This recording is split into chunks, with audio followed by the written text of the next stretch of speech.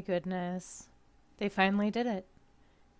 My Little Pony and Hasbro finally put out a backstory for the Apple family. It's been 7 seasons, and we've seen everybody else's family except for the apples. So now we finally get to see them. It's fantastic and exciting. Ever since my sister and I started watching the show, we compared ourselves to Apple Bloom and Applejack. I'm the older sister, and I'm typically referred to as Applejack. And my sister is Apple Bloom. She has a lot of Apple Bloom's qualities, her creativity, her sweetness, her zest for life.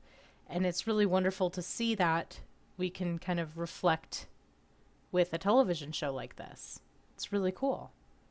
There are tons of aspects in this episode where it totally deserves the hype that it was given. Dr. Wolf went over it, and a bunch of other reviewers went over this episode and talked about how wonderfully it was portrayed, how wonderfully it was done.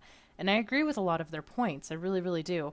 The episode was beautiful. It was tight. It was neat. It was honestly probably the best episode since, in my opinion, Canterlot Wedding.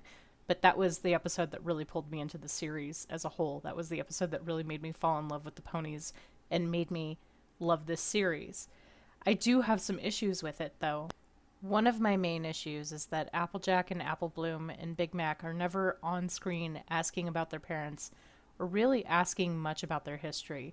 We had the episode about Pinkie Pie going off on a trip with them, and they meet Goldie Delicious for the first time and find out whether or not she's an apple, and that was, of course, inconclusive. But so far, nobody's really asked about the apple parents. And with feuds being such a huge part and such a long-standing part of identity, I have a hard time believing that Granny Smith would never have mentioned Buttercup or Pear Butter before now.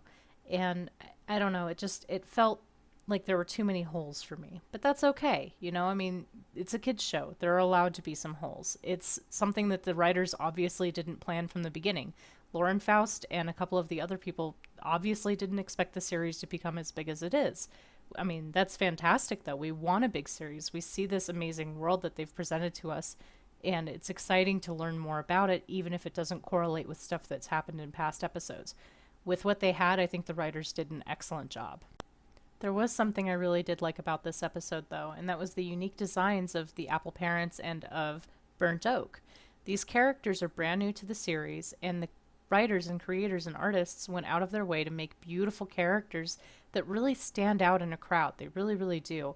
Even Grandpere has this unique look about him. He doesn't look too much like Granny Smith, but you can still tell that he's a little bit older, a little bit more frail, and has seen a lot of things in his life.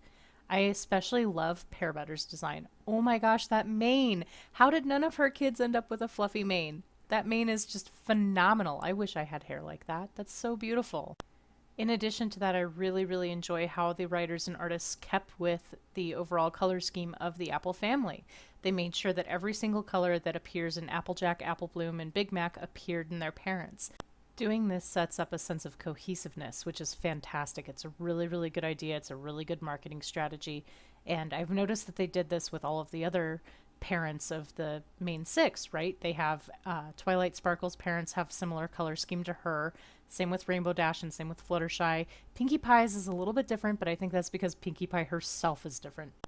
Even Rarity's parents echo her colors and Sweetie Belle's colors, and it's fantastic. I really, really like this sense of continuity that the show has developed. My last issue with the episode is something that my husband actually pointed out to me while we were watching it together.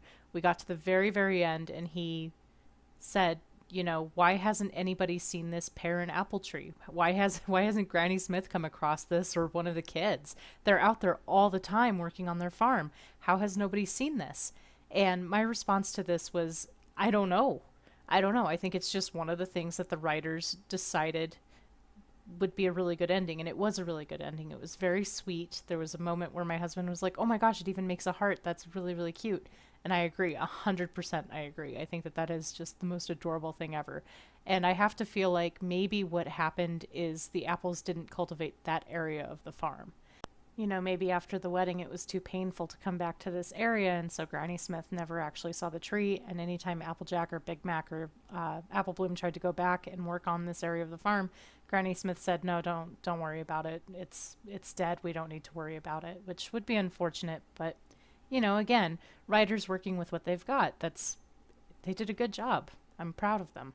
Anyway, this is just my opinion. What do you think? Please go ahead and share your thoughts below in the comments, as I'd like to open a conversation about this episode. It is one of my favorite episodes to date. It definitely touched my heart in many, many ways and made me think of a Canterlot wedding and of my own relationship with my husband. Thank you for watching.